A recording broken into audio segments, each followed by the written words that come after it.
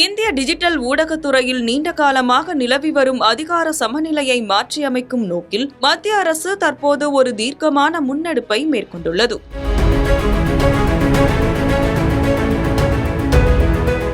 பல ஆண்டுகளாக big tech என்று அழைக்கப்படும் கூகுள், மெட்டா போன்ற உலகளாவிய தொழில்நுட்ப நிறுவனங்கள் தங்களின் தளங்களில் பயனர்களால் உருவாக்கப்படும் கண்டென்ட்களை பயன்படுத்தி பெரும் லாபத்தை ஈட்டி வருகின்றன.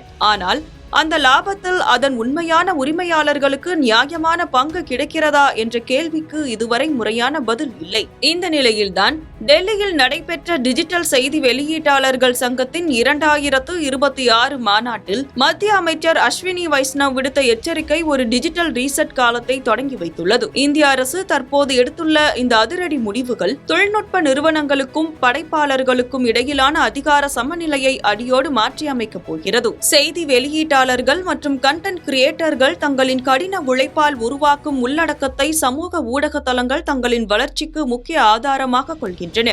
இனிமேல் இந்த தளங்கள் தங்களின் வருவாயை தாமாக முன்வந்து செய்தி நிறுவனங்கள், இன்ஃப்ளூயன்சர்கள், கல்வியாளர்கள் மற்றும் ஆராய்ச்சியாளர்கள் ஆகியோருடன் நேர்மையான முறையில் பகிர்ந்து கொள்ள வேண்டும் என அமைச்சர் அஸ்வினி வைஷ்ணவ் வலியுறுத்தியுள்ளார்.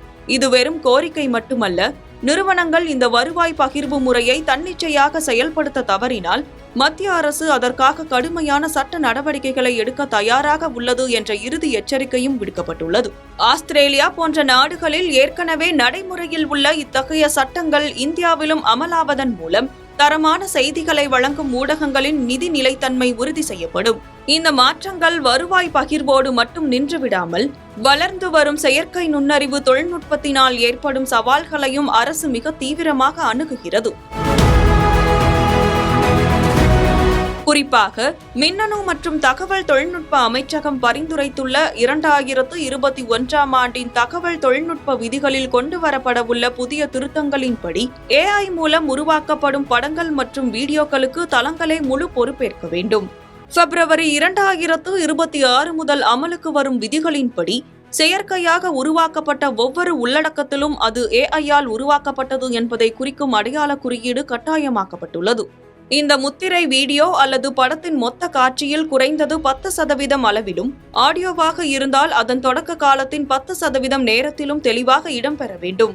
மேலும் அந்த உள்ளடக்கத்தின் மூலத்தை கண்டறிய உதவும் மெட்டா டேட்டாவை யாராலும் நீக்கவோ அல்லது மாற்றவோ முடியாதபடி தொழில்நுட்ப பாதுகாப்பு வழங்கப்பட வேண்டும்.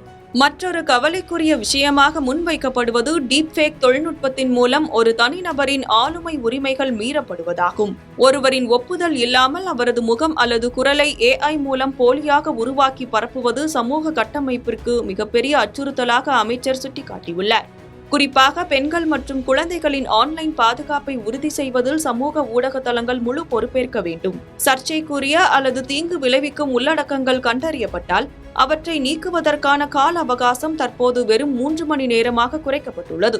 இது ஃபேஸ்புக், யூடியூப், ஸ்னாப்சாட் போன்ற 50 லட்சத்திற்கும் அதிகமான பயனர்களை கொண்ட நிறுவனங்களுக்கு பெரும் நிர்வாக சவாலையும் சட்ட ரீதியான அபாயங்களையும் ஏற்படுத்தினாலும் சைபர் மோசடிகளை கட்டுப்படுத்த இது மிக அவசியமான ஒன்றாக பார்க்கப்படுகிறது. செய்தி நிறுவனங்களுக்கு AI தேடல் பொறிகளால் ஏற்படும் பொருளாதார பாதிப்புகளும் இந்த மாற்றங்களுக்கு முக்கிய காரணமாகும்.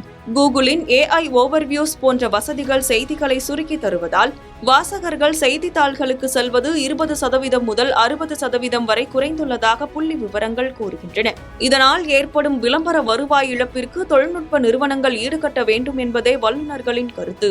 மொத்தத்தில் இந்தியாவின் இந்த சோவரீன் AI கொள்கை மற்றும் டிஜிட்டல் பாதுகாப்பு சட்டங்கள் சர்வதேச தொழில்நுட்ப நிறுவனங்களின் தனிப்பெரும் ஆதிக்கத்திற்கு முற்றுப்புள்ளி வைக்கும் வகையில் இந்திய டிஜிட்டல் சட்டத்திட்டங்களில் ஒரு மாபெரும் ரீசெட் தொடங்கிவிட்டது. இந்த மாற்றங்கள் தொழில்நுட்ப நிறுவனங்களின் ஆதிக்கத்தை கட்டுப்படுத்தி உள்ளூர் படைப்பாளர்களுக்கும் செய்தி நிறுவனங்களுக்கும் ஒரு சமமான களத்தை உருவாக்க முனைந்துள்ளன.